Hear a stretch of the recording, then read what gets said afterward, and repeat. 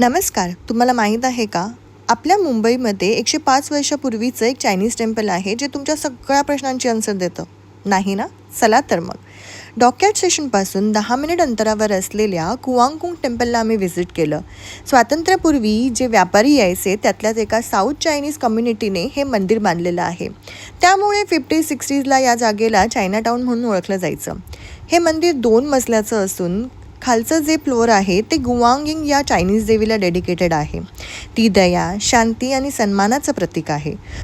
मंदिर एकदम पीसफुल असून बौद्धिक, तिबेटियन आणि चायनीज संस्कृतीचा मिलाप इथे बघायला मिळतो. मग देवींना आम्ही प्रे करून जसं वर गेलो तसे 3 अजून पेंटिंग पाहिली, जे ब्लेसिंग्स, लॉंगिव्हिटी आणि प्रॉस्पेरिटीचे देवता आहेत.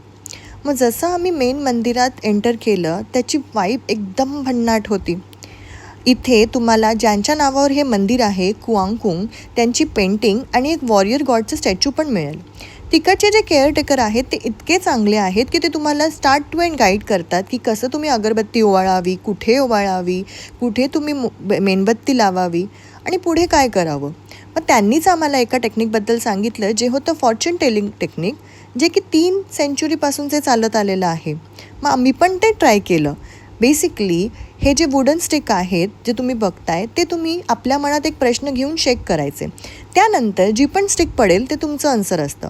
मग त्या आंटी त्या स्टिकवरचा नंबर बघून तुम्हाला एक चीट मॅचिंग करून तिथून देणार. त्या चीटमध्ये तुमचं भविष्य असतं बरं का. तुमच्या प्रश्नांची उत्तरं असतात. जर ती चीट चांगली असेल तर तुम्ही ठेवून घ्यावी, पण ते चांगलं नसेल तर इथे जाळून टाकायचं आणि 3 महिन्यांनी पुन्हा यायचं. तुम्हाला प्रश्नांची उत्तरं नक्की मिळतील.